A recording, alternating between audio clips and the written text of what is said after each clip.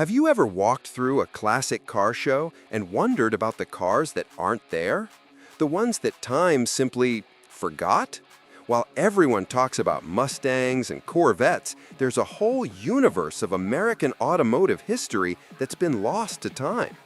Some of these cars were revolutionary, others were ahead of their time, and a few, well, they were just plain unusual. But they all share one thing in common. They've been forgotten by most enthusiasts today. Before we dive into this fascinating journey through automotive history, if you're passionate about classic cars and want to discover more hidden gems like these, hit that subscribe button right now. Number 10.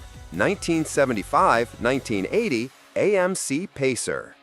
Kicking off our list at number 10, we have the AMC Pacer, a car that was everywhere in the 70s but has practically vanished from collector consciousness today.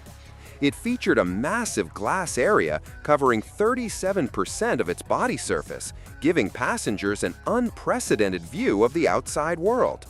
Here's what made it special.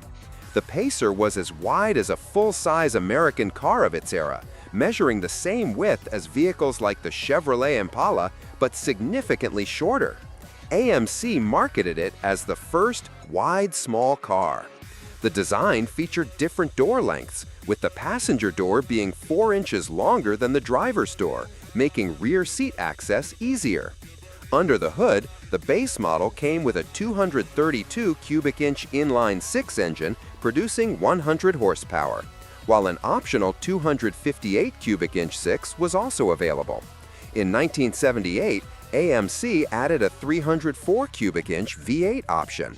The Pacer was one of the first American cars to use rack and pinion steering, only the second after the Ford Pinto. Number 9. 2001-2005 Pontiac Aztek. Coming in at number 9 is one of the most controversial vehicles ever produced by General Motors, the Pontiac Aztek. The Aztek was manufactured from 2001 through 2005 as Pontiac's entry into the crossover SUV market. It was a mid-size crossover that offered both front-wheel drive and optional all-wheel drive configurations. Specifications-wise, the Aztek came standard with a 3.4-liter V6 engine producing 185 horsepower, paired with a 4-speed automatic transmission. The vehicle weighed approximately 3,800 pounds and could accommodate up to 5 passengers. What made the Aztek unique was its versatile design features.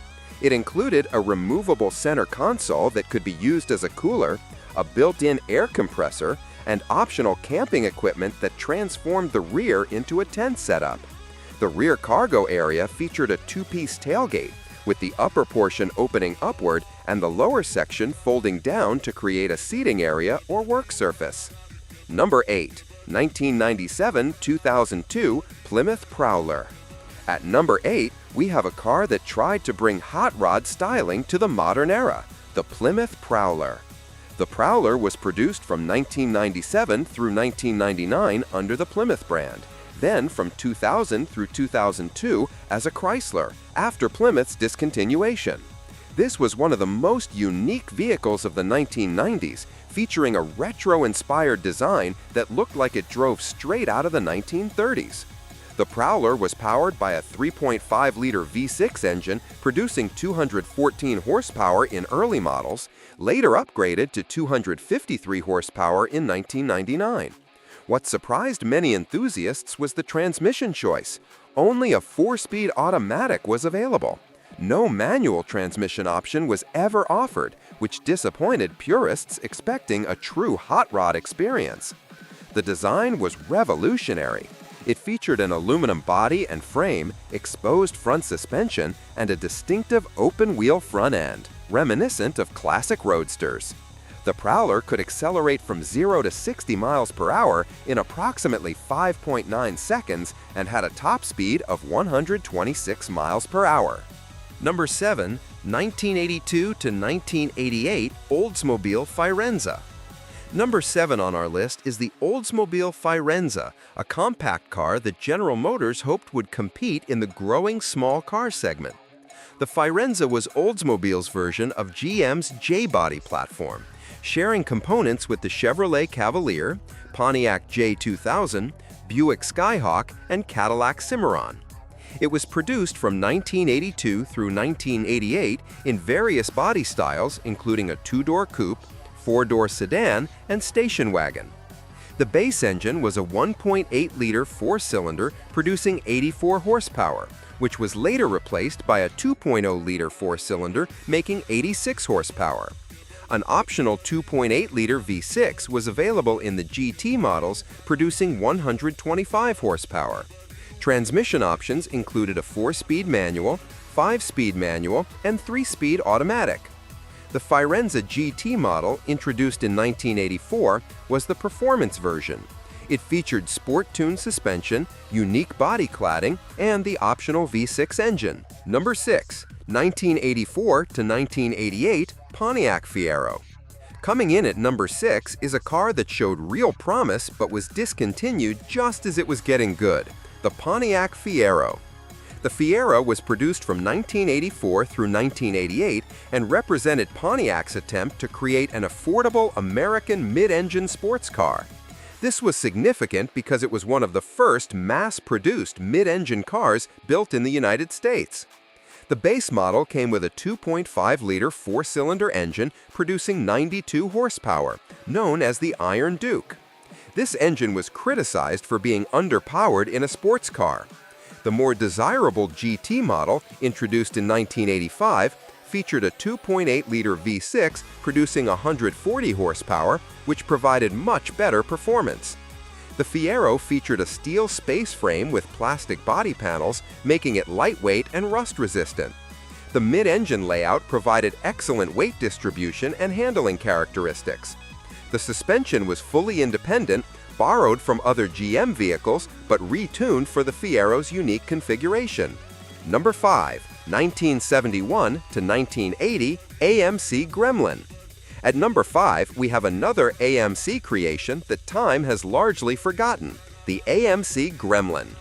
The Gremlin was produced from 1970 through 1978 as AMC's entry into the subcompact car market.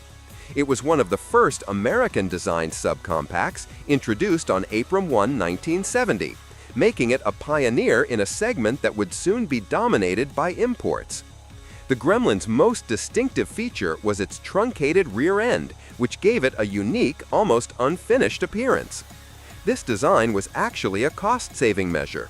AMC shortened the existing Hornet platform rather than designing an entirely new car. The result was a vehicle that measured 161 inches in length, classified as a subcompact. Engine options varied throughout production.